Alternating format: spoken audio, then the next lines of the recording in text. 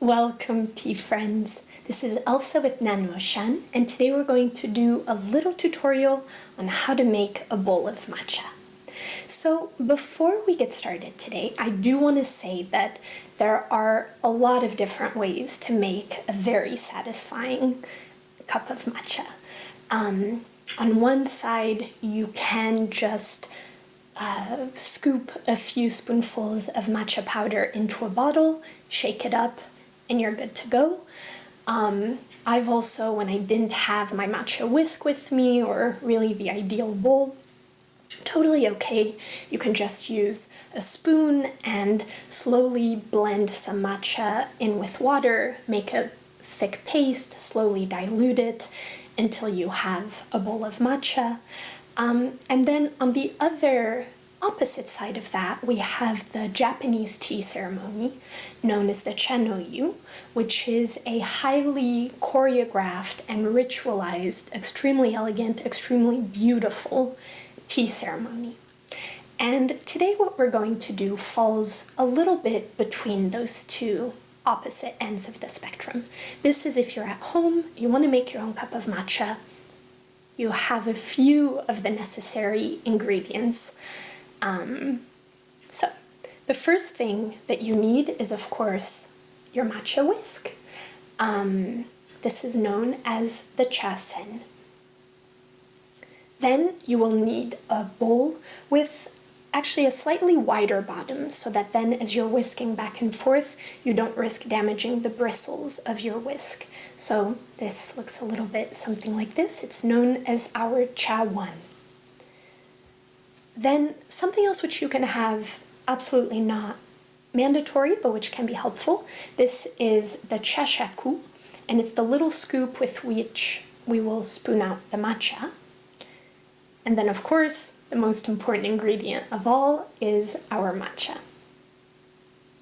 So, you want to begin by actually heating up your bowl. So you can pour about half a cup of hot water in there, gently swirl it around. And you also actually want to put your whisk in there and gently warm up the bristles. This will make the whisking easier afterwards. All right. Then once that's done, you can just pour it out.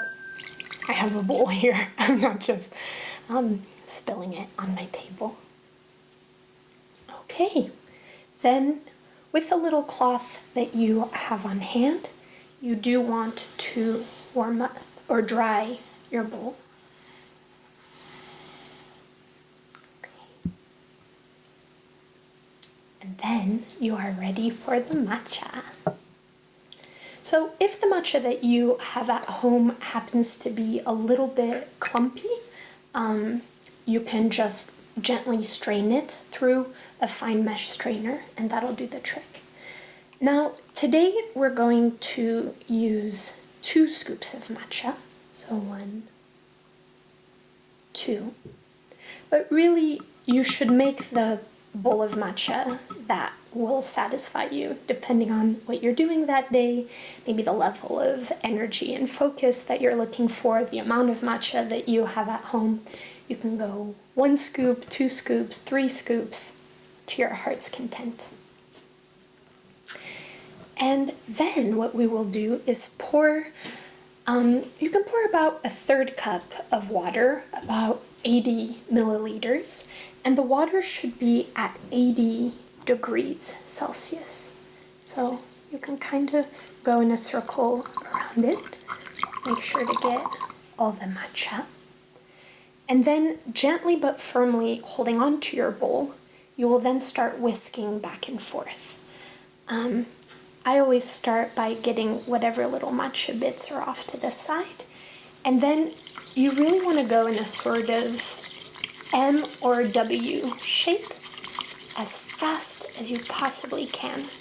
And the idea is to keep the movement in the wrist not actually in the elbow. So you're whisking your matcha.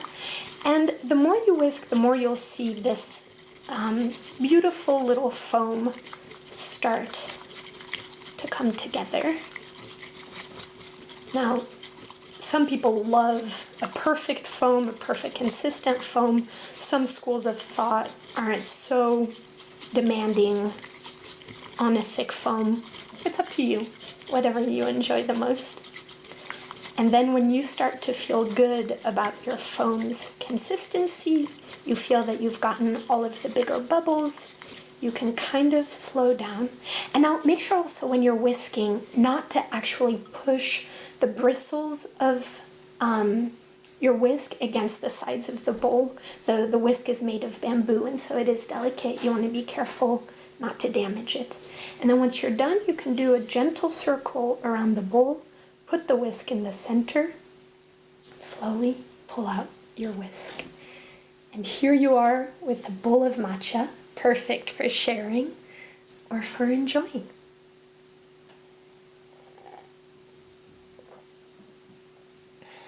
Happy tea times.